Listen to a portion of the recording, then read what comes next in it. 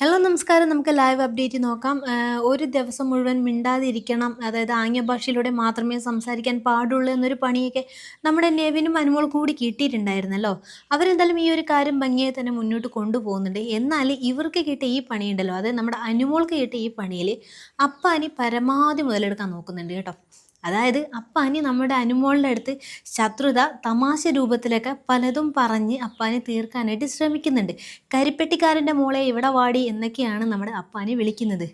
അനുമോളെ പുറകേ നടന്ന് ഇങ്ങനെ പലതും പറയുന്നുണ്ട്. അത് തമാശ രൂപത്തിലൊക്കെ ആയിട്ടാണ് പറയുന്നത്.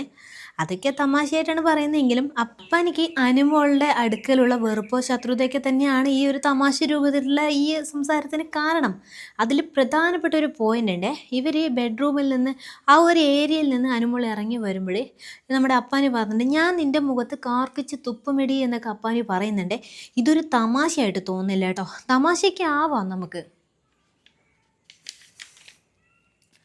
കരിപ്പെട്ടിക്കാരൻ്റെ മോളെ എന്നൊക്കെ പറയുമ്പോൾ ഈ ഒരു പറയുന്ന കാര്യം രണ്ടുപേരും, അത് ഈ അനുമോളും അപ്പാനിയും ഒരുപോലെ ആസ്വദിക്കുന്നുണ്ടെങ്കിൽ അതൊരു ഫണ്ണായിട്ട് എടുക്കാം, അവിടെ കുഴപ്പമൊന്നുമില്ല. എന്നാൽ ഈ ഒരു ഫൺ മൂഡ് മാറുന്നത് എപ്പാന്ന് വെച്ചാൽ നിൻ്റെ മുഖത്ത് ഞാൻ കാർക്കിച്ച് തുപ്പുമെടി എന്ന് പറയുമ്പോഴേ അന്ന് അവരുടെ ഉള്ളിലുള്ള വിദ്വേഷവും വെറുപ്പിൻ്റെയൊക്കെ ഒരു വേർഷനായിട്ടാണ് തോന്നുന്നത്. അത് വളരെ മോശമായി പോയി കേട്ടോ.